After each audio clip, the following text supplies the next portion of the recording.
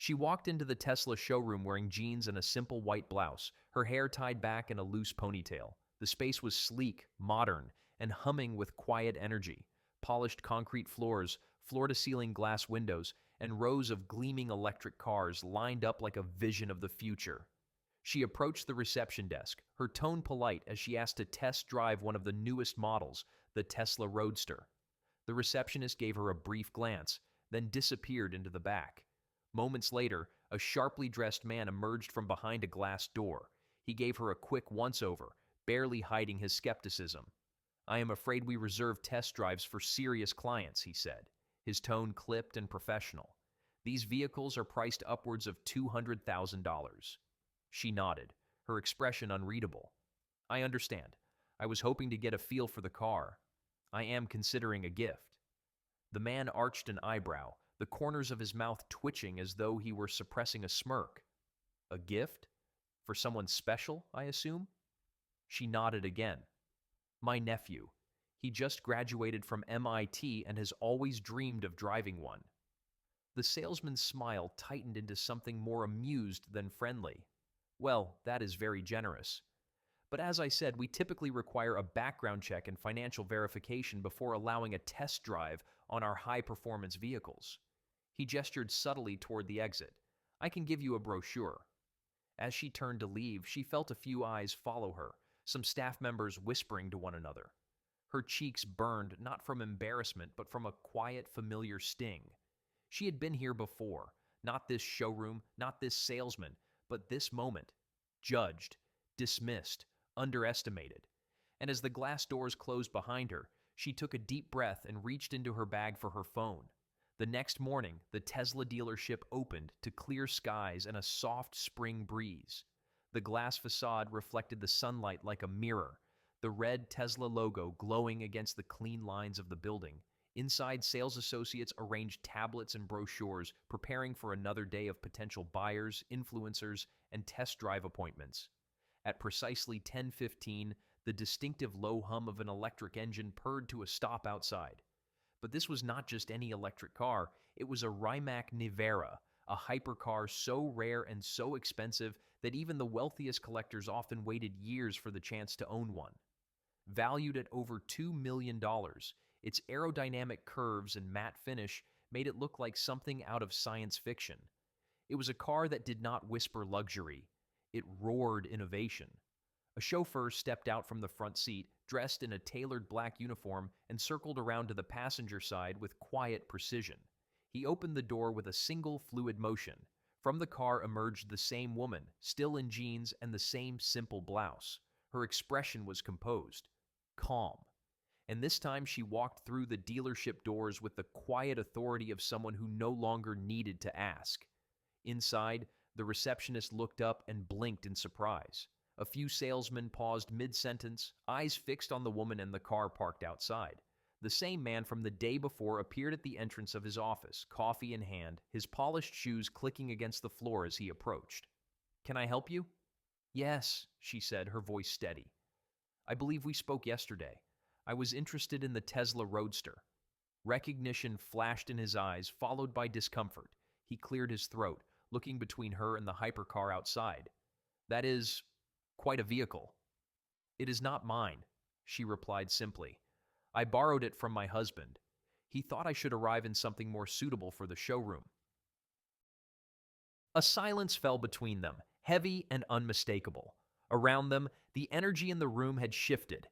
The other staff members now stood straighter, their conversations halting as they watched. "I would still like to test drive the Roadster," she added. "Of course." The man's voice cracked slightly. "Let me just get the paperwork started." "There is no need. I already sent my assistant the documents last night. You should have the verification on file." He blinked, nodded too quickly, and gestured for one of his juniors to assist her. She watched as the younger salesman, maybe 25 at most, rushed to accommodate her with flushed cheeks and nervous hands. This time, nobody laughed. Nobody handed her a brochure. After the test drive, she returned the car keys and thanked the junior salesman with genuine warmth. His name was Caleb, and he had treated her with kindness and respect from the moment he stepped forward. It had not gone unnoticed. As she turned to leave, she found the older salesman waiting nearby, looking like he wanted to say something. I I apologize for yesterday, he said stiffly. We get many visitors who are just here to take photos or browse. Influencers, car vloggers. I should not have assumed. She looked him in the eye, her gaze calm but unflinching. It is not about the car or the money. It is about how we treat people when we think they have nothing to offer. She left him standing there, the words hanging in the air like a mirror he could not look away from. By the time she arrived home, her husband was on the phone in his office, but he ended the call as soon as she stepped in. He could tell something had happened, the way she dropped her keys on the side table, the way her shoulders were set. Not angry, not defeated, just done. She recounted the story in full. The first visit, the humiliation, the second visit, the silence, the apology. He listened, his expression growing darker with each detail. He had built his company from the ground up, disrupting the high-end consumer tech market with custom-built quantum battery modules that had changed the way smart cities powered themselves. He was a problem solver, a visionary. And like his wife, he believed in solutions that made people think. This was not about revenge. It was about something deeper. What would you like to do, he asked. Part of me wants to let it go, she said, but part of me knows I should not. Not for me, for all the other people who get dismissed every single day. She looked at him, her face clear and focused. I want them to understand that value does not wear labels, that wealth does not always walk in dressed to impress. He nodded slowly. Then let us teach them. The next morning, the Tesla dealership was quiet but alert. Staff members moved through their routines with the practiced efficiency of those used to selling to the wealthy, the curious, and the social media famous. They straightened product stands, rechecked digital displays, and polished the showroom floor until it gleamed like glass. But something was different. There was a nervous energy, especially among those who remembered the woman from the day before. Rumors had spread quickly after her departure in the Rimac Nevera. No one knew who she really was, but the fact that she had arrived in a car worth over $2 million and had been dismissed the previous day had left a mark. Caleb, the junior salesman who had assisted her, walked in carrying a coffee, nodding politely at the receptionist before taking his place at the front desk. He was early. He had barely gotten settled when the unmistakable electric hum returned. Heads turned. Outside the glass doors, the Rimac was back, but this time it was not alone. A convoy of high-end electric vehicles followed behind it, including Lucid Airs, Porsche Taycans, and even a custom-built prototype that none of the staff could quite identify. The convoy came to a smooth, coordinated stop in the dealership's private customer parking area. Uniformed drivers exited each car in synchronized motion. From the Rimac, the woman stepped out again, still dressed simply, still radiating quiet authority. But this time, she was not alone. A tall man exited beside her, dressed in a tailored dark suit, his expression calm but unreadable. The staff whispered among themselves as he entered the dealership beside her. They recognized him now. Alexander Vance, founder and chief executive officer of Vance Quantum Systems, the man credited with revolutionizing electric power storage and distribution. His face had appeared on business magazines, investment boards, and TED Talks. A self-made billionaire. And her husband.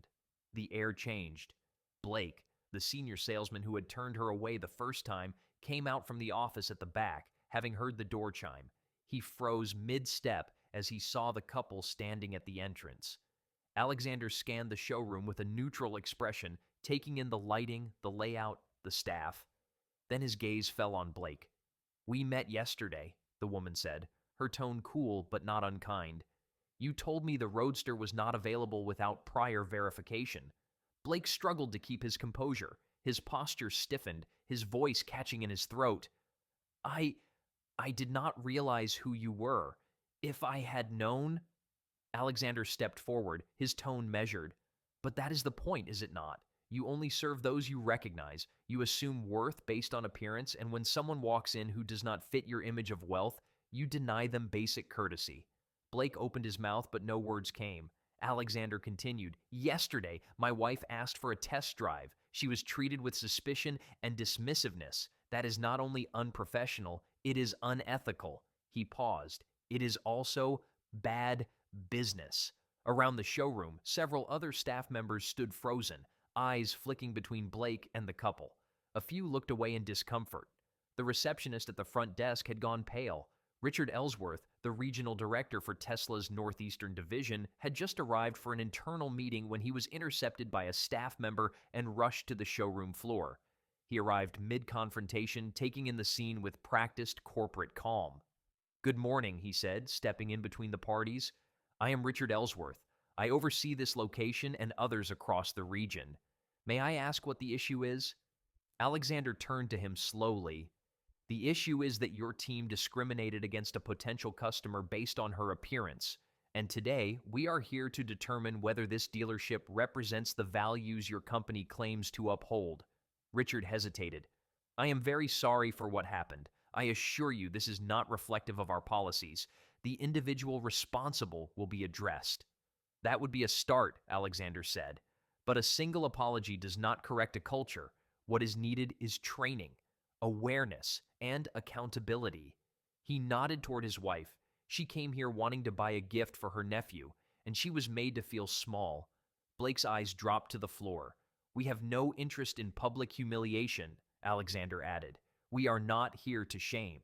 We are here to educate." A moment passed. The room so silent the ambient hum of nearby chargers seemed loud. The woman spoke again, her voice quieter, but no less firm. "We want to propose something, an initiative. Call it perspective training for your entire sales staff, everyone who interacts with clients. A course in unconscious bias, empathy, and customer service." Richard nodded slowly, his corporate instincts aligning with what he knew would be a public relations disaster if left unaddressed. "I believe that would be beneficial." "More than beneficial," Alexander said. "Necessary." He looked around the room, letting his gaze linger on the faces of those who had stood by in silence the day before. "There are lessons that need to be learned here, and we are willing to help teach them." Caleb stepped forward, hesitant at first, but with growing confidence. "If I may, I just want to say that she was very clear in her intentions. She was respectful. I am glad I got the chance to help her. She deserved better." The woman smiled softly. "Thank you, Caleb. You treated me like a person. That should never be exceptional. That should be the standard." Alexander looked at Richard. "And one more thing. I would like to purchase that roadster, but not through him." He nodded at Blake, who stood frozen, his face drained of color. "I would like Caleb to handle the sale, if he is willing." The younger man looked stunned. Then he nodded. "Yes, I would be honored." "Excellent. And I am also considering a contract to supply a new fleet for our company, fully electric, fully integrated with Vance Grid software. We are prepared to make that decision based on how this dealership responds to today." Richard swallowed hard. "We understand, and we will rise to the occasion." The sale went through that afternoon. Paperwork signed, vehicle prepared. But that was just the beginning. The dealership implemented the training initiative within 2 weeks. Staff attended seminars on bias, inclusivity, and professionalism. Anonymous surveys were introduced. Standards were rewritten. The woman did not return to the dealership in person, but her influence lingered in every new policy and every staff meeting. The story spread across internal Tesla networks. Then it reached industry blogs, then news sites, but never with her name. She had declined interviews, press, and recognition. Her goal had never been attention. It had been change, and change had come. 3 weeks later, the couple sat on the terrace of their home just outside the city. Their estate, nestled within a carefully preserved forest reserve, was a quiet blend of modern architecture and natural beauty. The kind of place where conversations carried further and time felt slower. Alexander had just returned from a sustainability summit in Geneva.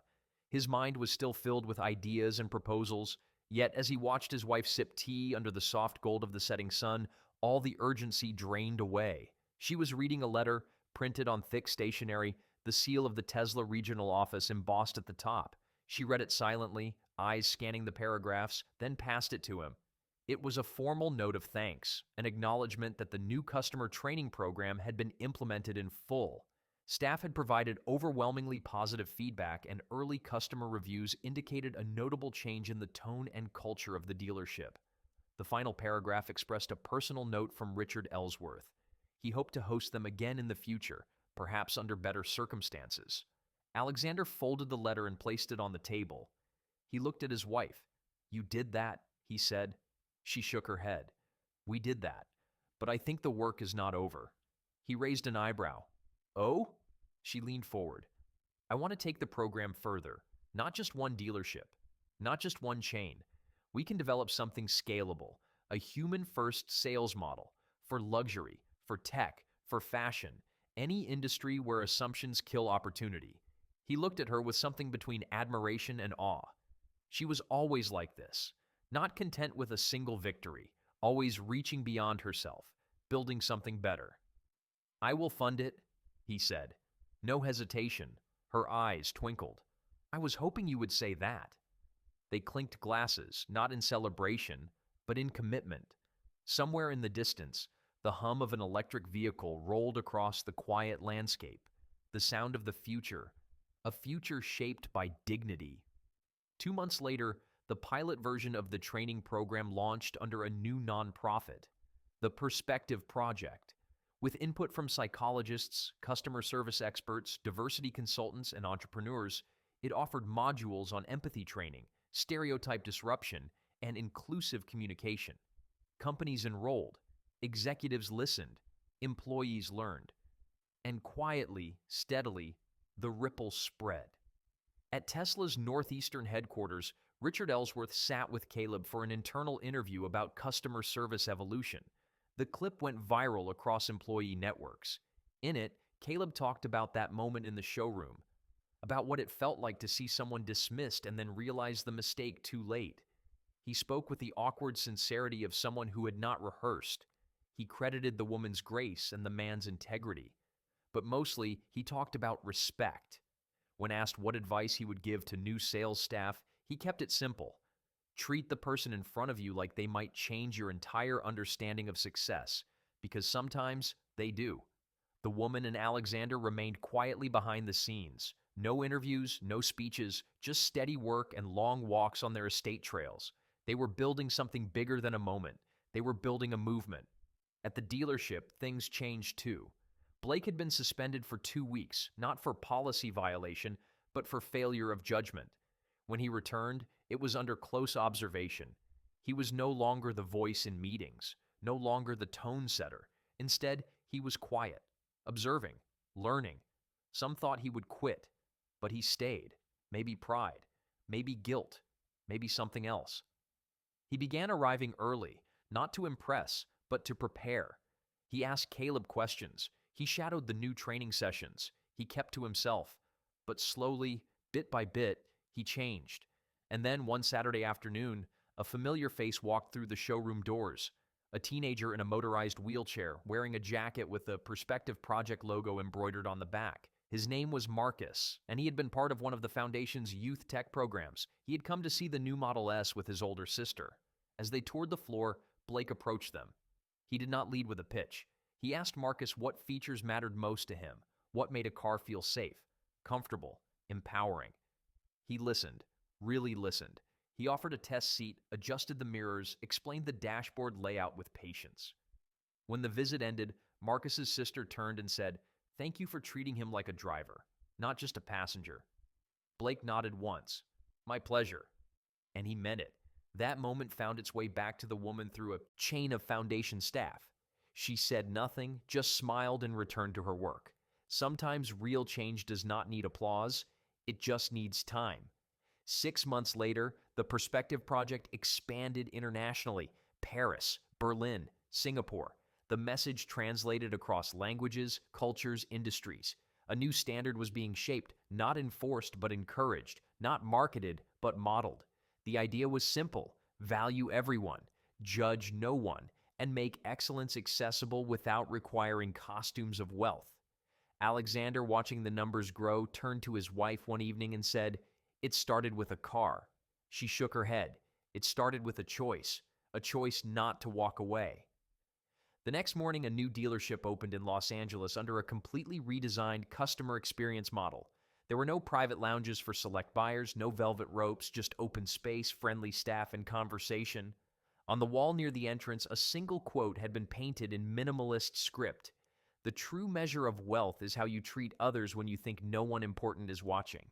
It was not credited, but those who knew, knew. 1 year after that first visit to the Tesla dealership, the Perspective Project hosted its inaugural global summit in New York City.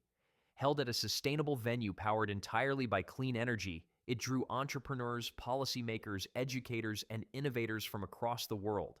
The panels focused on the intersection of equity and design. Workshops trained attendees in recognizing microbias, and the closing ceremony honored individuals and organizations who had transformed not just their policies, but their cultures. Among the crowd was Caleb. Invited as a guest speaker, he stood on stage in a simple suit, nervous but proud. He told the story of a woman in jeans and a white blouse who had come in asking for a test drive, and how that moment changed the direction of his entire professional life. He spoke of mentorship, not from his superiors, but from the example she had set. He spoke of Blake, now his close colleague, who had once been the face of judgment but had become an advocate for the new model. And when he finished, the applause that followed was not thunderous, but steady, respectful, earned. Backstage, he found himself standing beside Alexander and his wife. She smiled at him. "Thank you, Caleb, not just for that speech, but for how you chose to show up." He blushed, rubbed the back of his neck, and nodded. "I just remembered how it felt," he said, "and I didn't want anyone else to feel that again." She squeezed his shoulder gently. That is how change begins, with someone deciding they want to do better. Later that evening, at the summit's closing reception, the couple stood near a window overlooking the skyline. The city glowed below like a circuit board of possibilities. Around them, conversations hummed with excitement and shared vision. But they were quiet, reflecting. Alexander held a glass of mineral water, swirling it absent-mindedly. "I was thinking about that day again, the first one." Her expression turned thoughtful. "I remember walking out of that dealership, feeling that tightness in my chest, not just from what happened to me, but from realizing how normal it must feel for so many people." He nodded slowly. "And you channeled that into this, all of this." She shook her head gently. "We channeled it. You believed in it with me. You gave it the infrastructure, the weight. I gave it the reason, but it needed your reach." Their eyes met. It had never been about ego between them, only purpose. Around midnight, the event began winding down. Guests filtered out, exchanging cards, ideas, and promises to collaborate. A small group of young volunteers stayed behind to help clean up. One of them, a girl no older than 17, approached the woman shyly. "I just wanted to say thank you. I grew up thinking people like me would always be invisible in rooms like this, but tonight I felt seen." Her voice trembled slightly. "And I want to help, however I can." The woman's eyes softened. "Then help someone else feel that. That is how you start." It was simple, but it was everything. Months passed. The summit's influence rippled outward. Tech companies revamped their onboarding processes. Luxury brands redefined customer interaction models. Universities incorporated the training into their leadership curricula. In countless industries, the same silent revolution took root, that human worth is not determined by fabric, finance, or familiarity. It is recognized in presence, in voice, in action. Back at the Tesla dealership where it all began, the space looked mostly the same. Same glass walls, same lighting. But the energy had shifted. Blake now ran customer education programs for new hires. Caleb led a mentorship group for younger sales professionals. And tucked behind the reception desk was a framed quote printed in minimalist typeface: "Assume nothing. Welcome, everyone." It had been anonymously donated, but everyone knew where it came from. One late afternoon, a small family came in. A mother, father, and a boy in a motorized wheelchair. They were greeted immediately, shown around, treated with care and genuine attention. After some discussion, they decided to test drive a Model Y, accessible and spacious enough for the boy's needs. As they left, the father turned back and said, "Thank you. We've been to 3 dealerships. This is the first time no one made us feel like we were wasting their time." The staff smiled. They had heard stories like this more and more, but it never got old. Back at the estate, the couple walked the forest trails hand in hand. The air was crisp. Leaves whispered overhead.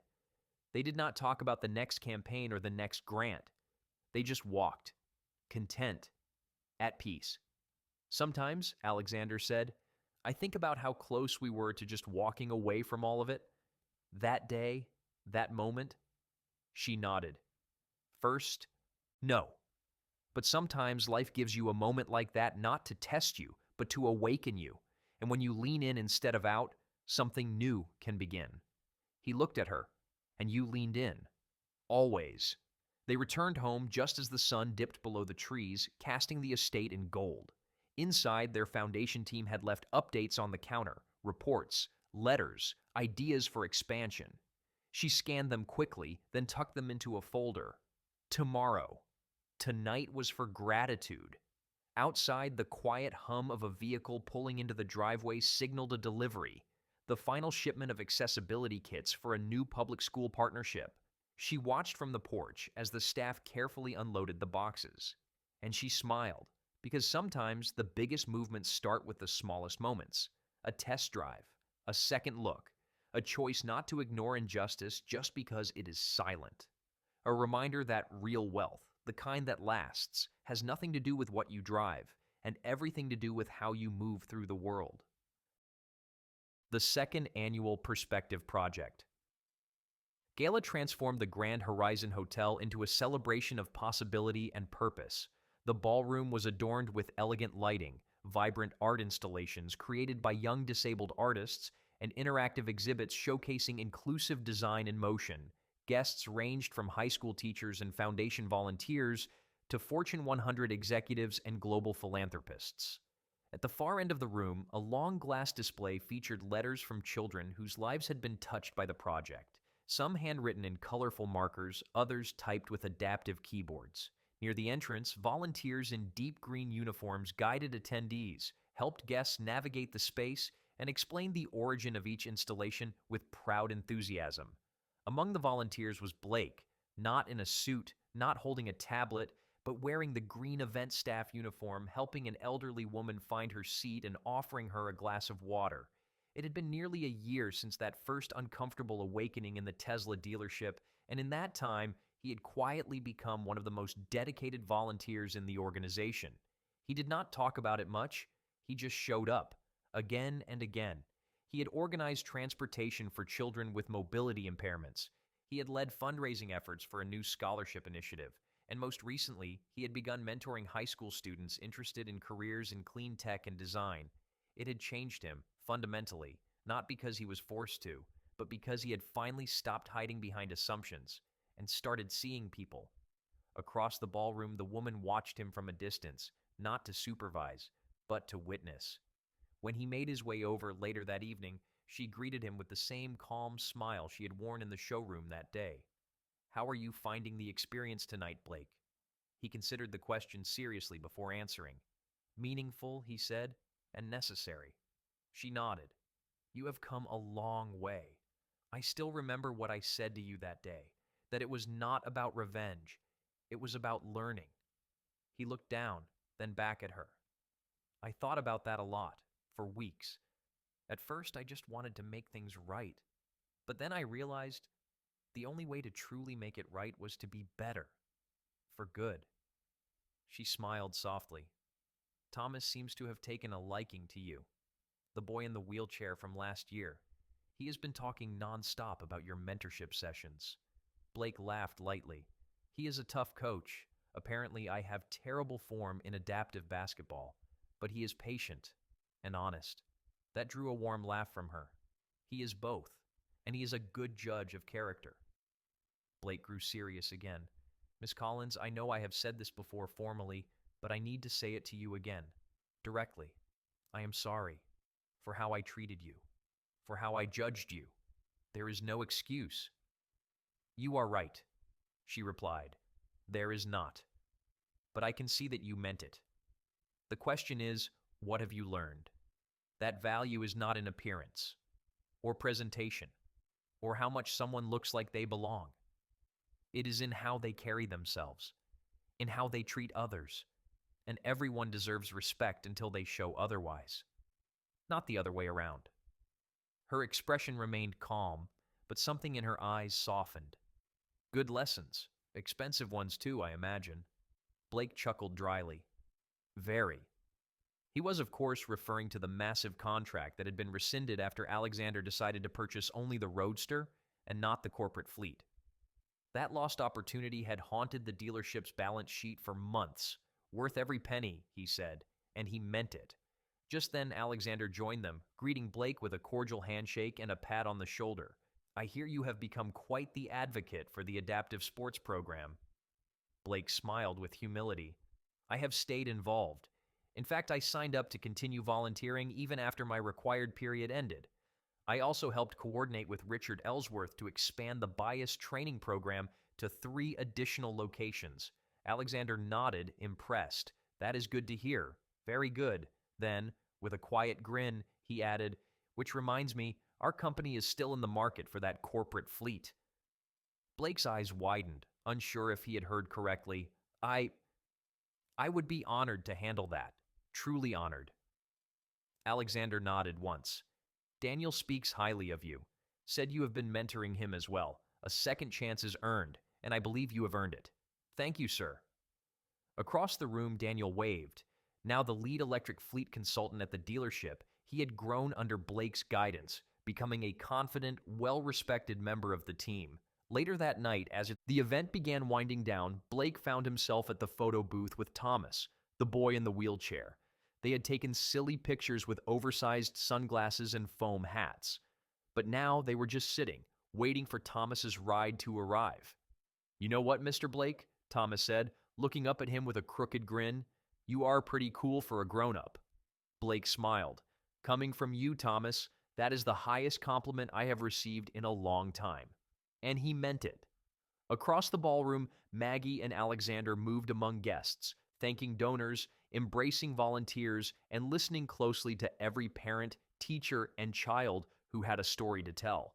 They were not there to be admired. They were there to be present, to be useful, to continue what had started not with a spotlight, but with a dismissal, a door not opened, a judgment passed. Because we all make judgments, do we not? We all have moments where we choose to assume instead of understand, where we place value on labels rather than lives. But sometimes, if we are lucky, someone comes along and reminds us to look again, to listen better, to ask instead of conclude.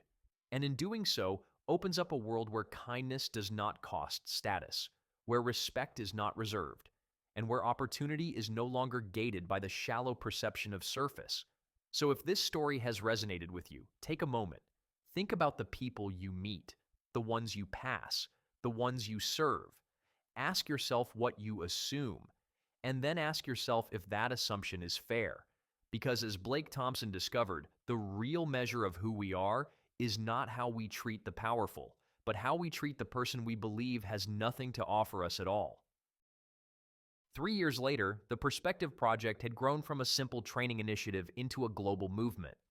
Its curriculum was implemented in over 400 companies across 20 different countries. Major universities offered courses modeled after its core modules. Public school districts adopted modified versions to teach empathy and equity from a young age. The phrase perspective training had entered mainstream business language alongside words like innovation and sustainability.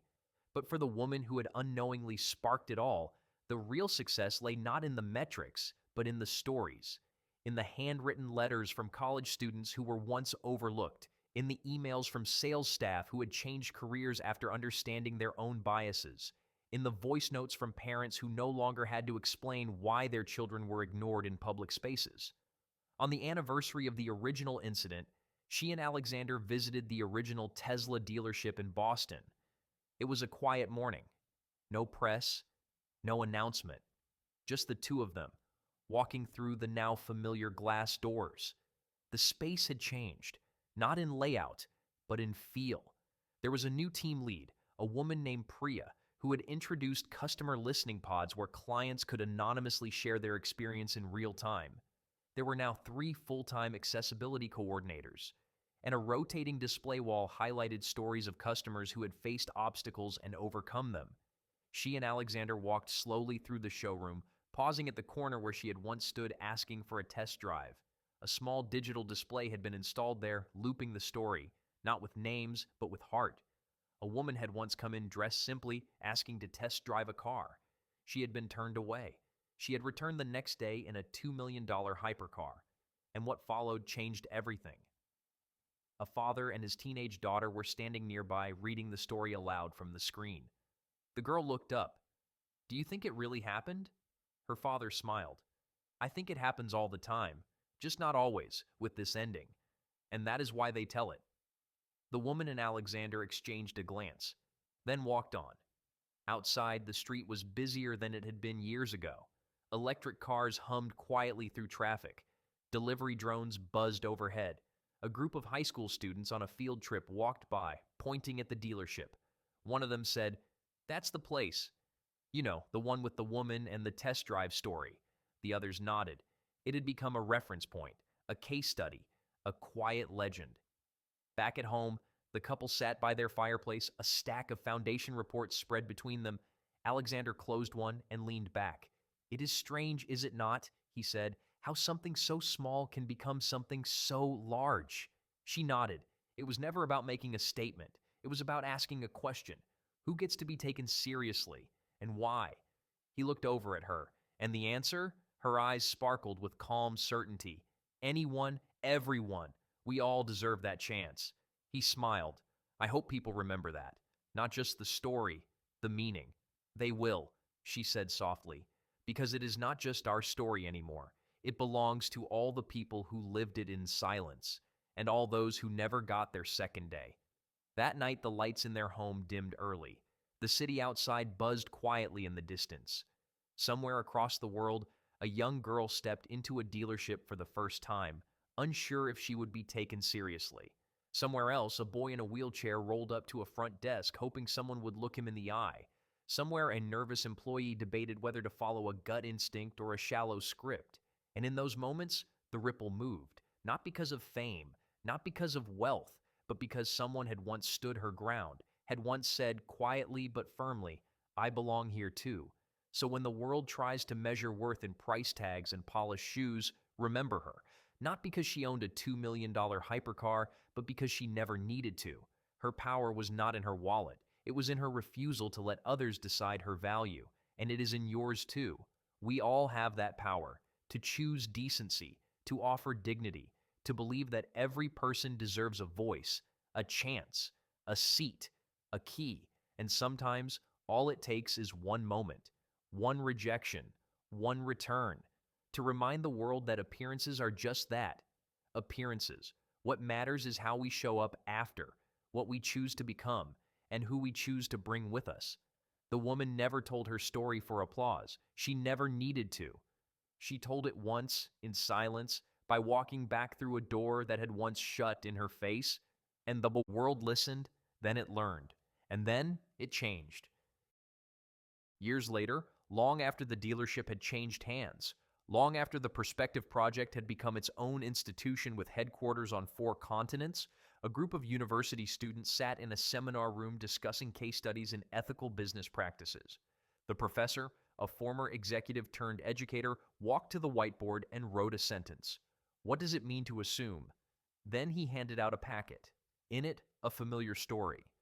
A woman in a white blouse and jeans, a denied test drive, a hypercar, and the movement that followed. The students read in silence, some eyebrows raising, others nodding. When they finished, the professor posed the question again. What does it mean to assume? A girl in the front row raised her hand.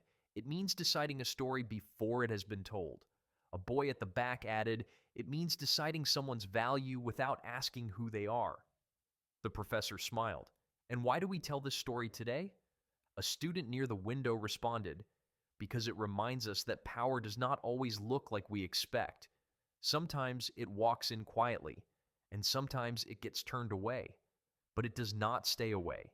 It returns, and it teaches. The professor nodded. Remember that, because in whatever industry you enter, whatever role you hold, this will come up. Not just once, again and again. Your instincts will want to classify people. That is not evil, it is human. But if you let those assumptions guide your choices, you will lose more than just customers. You will lose perspective. And with that, the session ended. The story, once a moment between a woman and a salesman, had become a lesson, a mirror. Somewhere far from the classroom, that same woman stood beside a construction site. The new campus of the Perspective Project was nearly complete. It would feature adaptive classrooms, virtual learning pods, multilingual accessibility, and a research center for behavioral equity in commercial environments. She stood with her team, reviewing plans, discussing landscaping options, laughing over delayed tile shipments. Alexander arrived minutes later, stepping out of a modest electric SUV, coffee in hand. He handed her one. "Still working?" "Always," she said with a smile. "You remember what you said to me that day? That it started with a car?" He nodded. "And you said it started with a choice." She looked at the building, the open land behind it, the blueprints in her hand. Turns out we were both right. That evening, they returned home just before a storm rolled in. Rain tapped against the windows as they curled up on their couch, a blanket over their legs. Outside, the wind shifted the trees. Inside, there was peace. On the table sat a folder labeled Future Initiatives. Inside were proposals for partnerships, invitations to speak, letters from heads of state and young entrepreneurs. She closed the folder for the night. Enough, for now. She leaned her head against Alexander's shoulder, and for a while, they just listened. The quiet hum of the house, the soft roll of thunder, the peace that came from knowing something important had been built, not because it was easy, but because it mattered. In another city, in another dealership, a young woman in work boots and a hoodie stepped through a glass door. She was sweaty from her shift, carrying a backpack and a magazine with a picture of the newest electric sports car. She approached the counter and cleared her throat. The receptionist looked up, then smiled. "Welcome. How can I help you today?" The woman hesitated. "I saw your ad. I was wondering if I could maybe test drive the new model. I know I do not look." The receptionist shook her head. "You are here. That is what matters. Let me grab someone for you." A few minutes later, she was in the passenger seat, eyes wide as the salesman walked her through the controls. As they pulled out of the lot, she whispered, "I never thought I'd get to do this." The salesman grinned. "Everyone deserves a first chance." The road stretched out ahead, clean and open. Somewhere, far beyond what she could see, the ripple continued. Because someone, once, had refused to let the door stay closed. And now, it stayed open. For everyone. So if you are listening to this, and you have ever been judged, dismissed, or made to feel invisible, remember, you are not alone. You are not small. You are not what they decided you were in a glance. You are more. And if you have ever been the one making those judgments, maybe without realizing it, maybe just following the scripts you were taught, then this is your moment to choose differently, to pause, to ask, to learn. Because dignity, once offered, has a way of echoing, of growing, of changing everything. This story began with a question, and it ends with an invitation. Be the person who sees, be. The person who listens, be the person who opens the door.